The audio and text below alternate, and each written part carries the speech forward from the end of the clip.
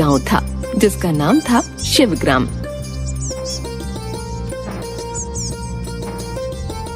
उस गांव में माला नाम की एक औरत और उसका पति बृजमोहन रहते थे।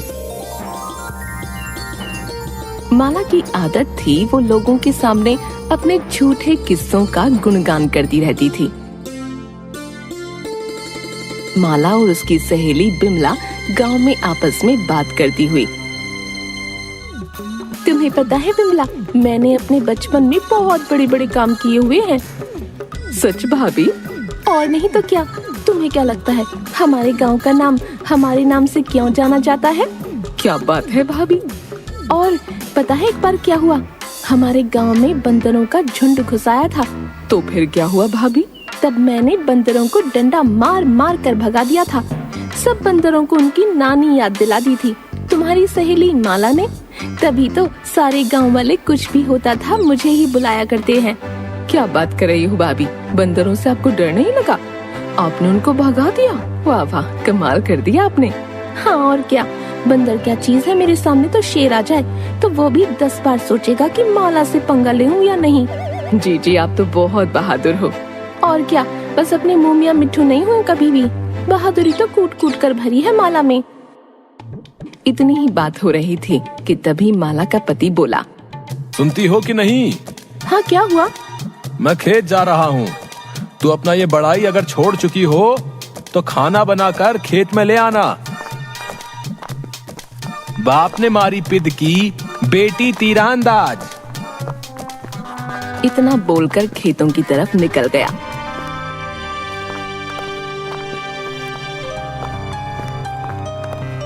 इतने में विमला भी अपने घर की तरफ निकल गई। माला अपने घर के काम में वापस लग गई। बृजमोहन को खेत जाते रास्ते में पान की दुकान मिली। वहाँ अपने गांव के कामचोर बात करते थे और पूरा दिन मस्ती मारा करते थे। अरे भाई बृजमोहन, कहाँ चले हैं? कभी हम लोगों के पास भी रुक जाया करो। मुझे खेत जाना है, आज पानी लगा दूं वरना खेत की फसल खराब हो जाएगी भैया। अरे यार, खेतों में तो भाभी भी चली जा सकती है। वैसे भी उसको बोलने के अलावा काम ही क्या है? क्यों नहीं, घर का काम, बच्चे को संभालना। हाँ, थोड़ी बड़बोली है, अपने गांव के किस्से सुनाती रहती है सबको। ध्यान रखना बृजमोहन, कहीं रात में सोते हुए तुमको ही ना लतियाने लगे। हाँ अरे भाई, माला भाभी है, वो कुछ भी कर सकती है। हाँ, तुम सही बोल रहे हो। जब वो अपने गांव में बंदरों से नहीं डरती है तो बृजमोहन को तो ऐसे ही उठाकर कहीं फेंक ना दे। भाई तिवारी, लगाओ इसी बात पर एक पान है। तुम तो चाहते यही हो कि हम लतियाए जाएं और तुमको मजा आए। चलो हम चले हैं, तुम्हारे पास कोई काम नहीं है। बृजमोहन यह बोलकर खेतों की ओर बढ़ गया।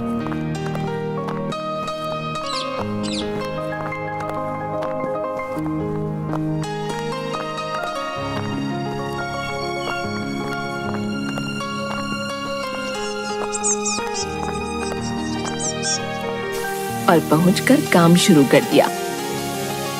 काम भी कर रहा था और बंदरों को भी भगा रहा था। गांव में बंदरों का बड़ा आतंक था। बंदर खेतों और लोगों के घरों में घुसकर काफी ऊधम मचाते थे। माला भी अपना काम करके बृजमोहन के लिए खाना लेकर खेतों की तरफ आई।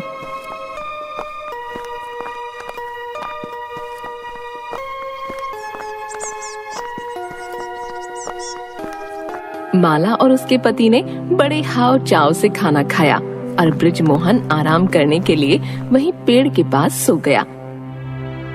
माला फिर खाना खाकर अपना काम शुरू कर देती है। बंदरों की एक पूरी फौज बृजमोहन के खेतों की तरफ आ रही थी। माला को खेतों में काम करता देख एक बंदर उसकी ओर बढ़ा। माला बंदर को देख थोड़ा डर गई। भाग जा बेटा, तुझे नहीं पता तूने किससे पंगा लिया है। बंदर खाओ खाओ खाओ खाओ। बंदर धीरे से उसकी तरफ बढ़ा। माला उसे बढ़ता देखकर जोर से चिल्ला पड़ी, बचाओ बचाओ बचाओ, बंदर मुझे काट लेगा। दैया रे, ये तो काट रहा है। रुक जा बंदर, तुझे अभी बताती हूँ। क्या तुम डर रही हो? तुम तो बहादुर हो ना।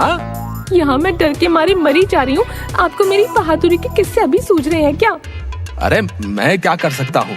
तुझे जो करना है कर, मैं सोने जा रहा हूँ। बचाओ ना, मुझे बचाओ।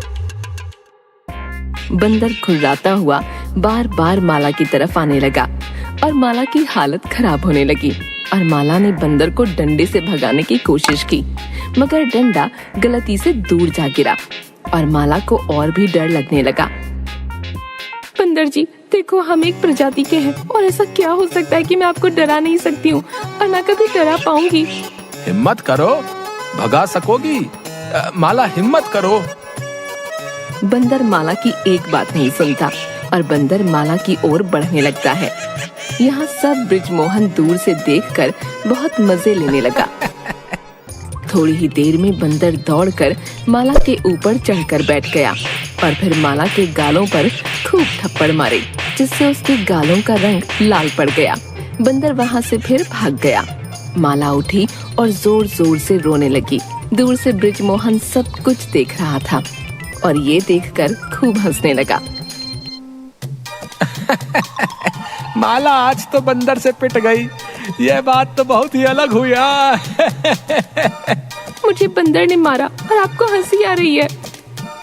अरे भाई, तुमको उसे प्यार से मारा, बस थोड़ा गालों को लाल कर दिया है। बगल के खेतों में कुछ गांव के लोग काम कर रहे थे। माला को बंदरों से मार खाते देख गांव वाले माला की ओर भागे। फिर माला के गालों को देखकर खूब हंसने लगे। भाभी आप ठीक तो हो? आज तो बंदरों ने आपको पीट दिया। सुबह आप तो कितना बोल रही थी, आज तो बंदरों ने खुद ही आपका बड़बोलापन खत्म कर दिया है। घर जा रही हूँ मैं। अरे घर जाओगी तो गांव वाले तुमसे ये गाल लाल क्यों हुए पूछेंगे, तो क्या बोलोगी है? बता दूंगी जो मुझे बताना होगा। भाभी आप चिंता मत करो, मैंने सब देख भी लिया है। मैं बता दूंगी क्या हुआ आज खेतों में। मगर माला को इन बंदरों के हाथों से पिटता देख दूर अपने खेतों में खड़े विमला और उसके पति ने देख लिया था और वो दौड़कर अपने घर आए और विमला ने फिर ये बात पूरे गांव में फैला दी। सबको माला के गाल क्यों लाल हुए ये नहीं पता था, मगर विमला और उसके पति ने सबको बता दिया कि माला के पेट पर बंदरों ने चढ़कर उसके गालों को लाल कर दिया। ये बात धीरे धीरे पूरे गांव में फैल गई और माला को हर कोई रोककर पूछने लगा कि हुआ क्या था।